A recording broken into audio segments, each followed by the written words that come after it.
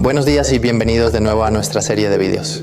Hoy vamos a hablar de la superficie emisora de luz de una lámpara quirúrgica. Este vídeo, que ya presentamos al hablar de las tecnologías de reflexión, pretende ofrecer un análisis detallado del tema. Empecemos con las definiciones. ¿Qué es la superficie de emisión de luz? En términos generales, el área de la superficie emisora de luz coincide con el área, expresada en milímetros cuadrados, desde la que se origina la luz. En el caso concreto de una lámpara quirúrgica, la superficie del cabezal de la lámpara de la que realmente sale la luz. Podríamos encontrarnos en el caso en el que toda la superficie del foco emite luz o en el que solo los elementos presentes en el reflector emiten luz. Analizando entonces este concepto con referencia a las lámparas halógenas, observamos cómo había generalmente coincidencia entre la superficie del reflector y la superficie emisora de luz. Esto se debe a que conceptualmente las lámparas de generaciones anteriores implicaban la instalación de una bombilla en la parte central del reflector, que reflejaba con precisión sus rayos sobre la parábola y, finalmente, sobre el campo operatorio. Por lo tanto, la calidad de una lámpara quirúrgica estaba determinada únicamente por el tamaño, es decir, el diámetro del reflector. Con la introducción de la tecnología LED, este paradigma de construcción se ha puesto en tela de juicio. Ahora se dispone de nuevos conceptos técnicos, y es precisamente gracias al LED que es posible pasar de la tecnología de reflexión indirecta, inherente a las lámparas halógenas, a la tecnología de reflexión directa. Y esto tiene un impacto muy fuerte en la superficie emisora de luz. En efecto, con la reflexión directa, ya no es la luz emitida por una sola fuente la que se proyecta sobre una superficie, sino la suma de varias fuentes luminosas que se canalizan hacia un punto. En esencia, hay varios LED en el reflector cuyos haces luminosos, la suma de los haces luminosos de estos LED, son transportados por una lente. Por lo tanto, es evidente que la superficie de emisión de luz en este momento ya no coincide con la totalidad de la superficie del reflector, sino que coincidirá con la totalidad de la superficie del reflector. De la superficie del reflector, sino que se limitará a la zona donde se colocan los LED en el perímetro del reflector. Con la solución de luz directa se crean entonces varias zonas de sombra, es decir, zonas del reflector de las que no sale luz. Como vimos precisamente en el vídeo sobre las tecnologías de reflexión, la superficie de emisión de luz no depende tanto de la tecnología de iluminación como de la tecnología de reflexión. De hecho, es posible lograr una coincidencia perfecta entre la superficie reflectante y la superficie emisora de luz, incluso con lámparas de tecnología LED. Sin embargo, debemos considerar una tecnología de reflexión diferente.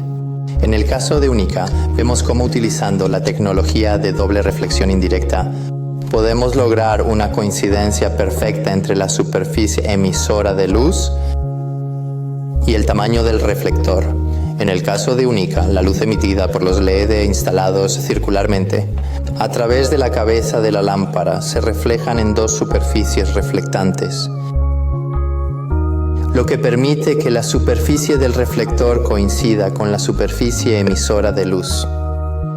Para comprender mejor el impacto de la elección tecnológica sobre las superficies emisoras de luz, se presentan dos modelos, ambos de lámparas fabricadas por RIMSA. Estos modelos comparten el mismo reflector y son la lámpara Unica y la lámpara Golden.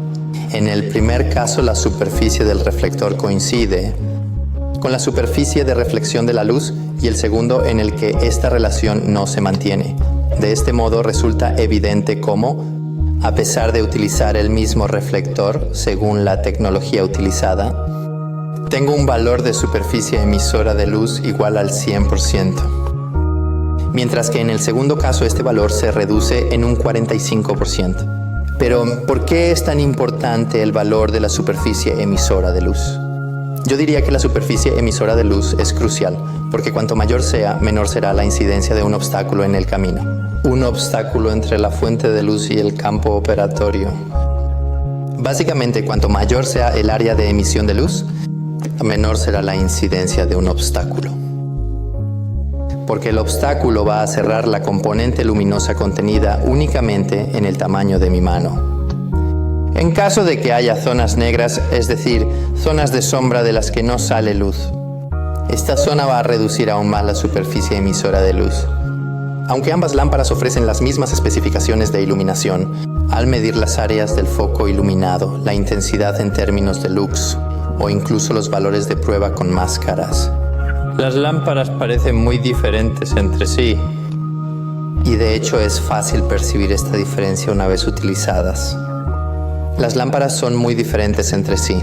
Imaginemos el caso de una operación e imaginemos que el cirujano está situado entre la cúpula y el campo quirúrgico, cubriendo así parte de la lámpara. Uno puede darse cuenta fácilmente de cómo, en el caso de la solución correcta, el impacto de la presencia del obstáculo es mayor, lo que significa que habrá menos luz disponible en el campo quirúrgico y por lo tanto menor será la visibilidad. El área de la superficie emisora de luz tiene, por lo tanto, una correlación directa con la capacidad de supresión de sombras de la lámpara quirúrgica. Es decir, su capacidad para eliminar las sombras. Gracias por su atención y les remito a vídeos posteriores para profundizar en otros conceptos y temas relacionados con el mundo de las lámparas quirúrgicas.